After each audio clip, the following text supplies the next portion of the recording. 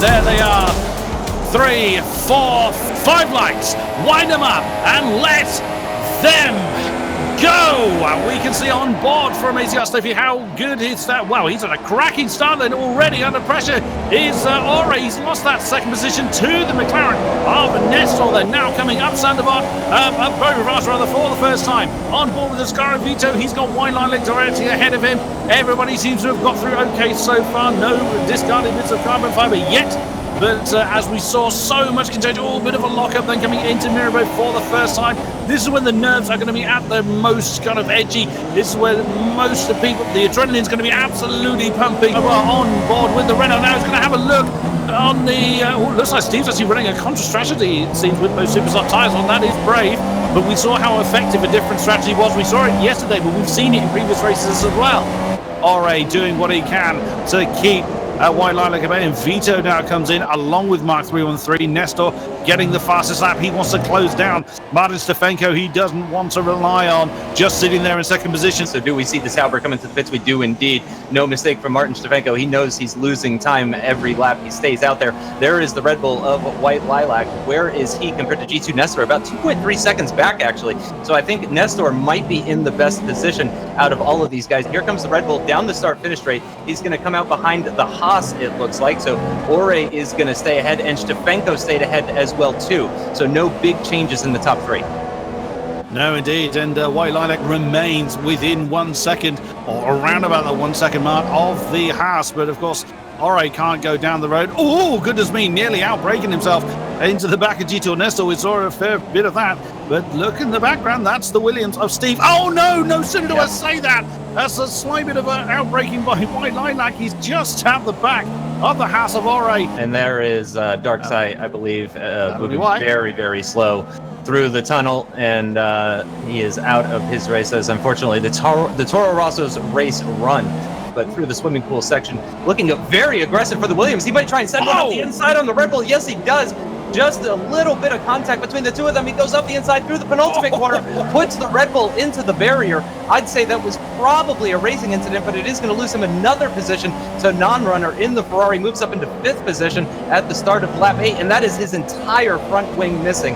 That is definitely going to be White Lilac's race run. On board with Ore, staying in touch with Nestor, and I wouldn't be at all surprised if the Haas just maintains that position, doesn't push too hard. Oh, and that's the Williams. Williams bounced off the wall. That's Steve. He's hit the wall at the top part of Mirabeau. Ore is on to the back of G2 Nestor for second place in this race. He wants that back after it was stolen from him by Nestor at the start. But Ore's got a problem. He's just earned himself a penalty. He got a 3-second corner cut penalty. That will actually drop him outside of the top 3, because non-runner is 2 seconds behind. Yeah, absolutely. He's try as he may, he has not been in a position to really challenge that McLaren for the position as non-runner creeps ever so slightly further towards the back of the Haas. But we've got basically the top 4 separated by not even 3 seconds. Yeah, this is actually really, really close. Non-runner is getting to just about within DRS range. I mean, he's really lurking in the background now. But on to lap 15 now, and the Haas still stuck behind the McLaren, unsurprisingly.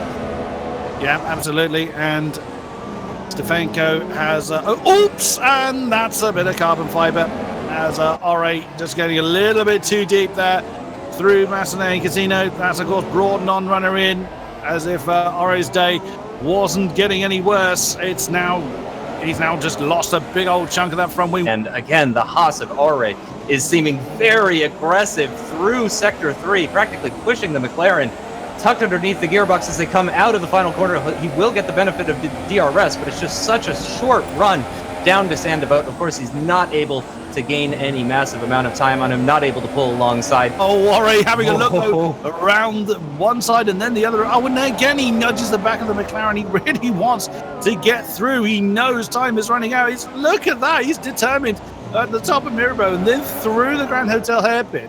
He is really getting the message through to Nestor. Nestor is to say, well, you carry on. I'm still in second. Do what you like. So 3 more laps to go then for these guys.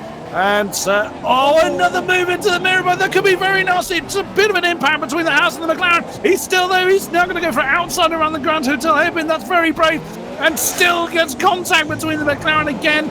Unfortunately, we can't quite tell where they are in relation to each other from that particular camera. There they are then, and he didn't get it done, but that just shows what he's trying to do. If he gets past Nestor, he wants to try and run down the road to try and undo the penalty that he's got. But at that rate, he might be earning himself more penalties. Through the Grand Hotel hairpin once again. Even if Ore does manage to get ahead of Nestor, I fear it's a little too late for him to try and open up a 3-second gap. But there is your race winner, the Sauber. He's happy about it. It is Martin Stefenko, and quite rightly so. If you're going to win anywhere, what a stage to do it on. GT Nestor in the McLaren. He's going to bring that one home. And there it is. You can see the penalty's been applied in-game. Non-runner has been elevated to that third spot.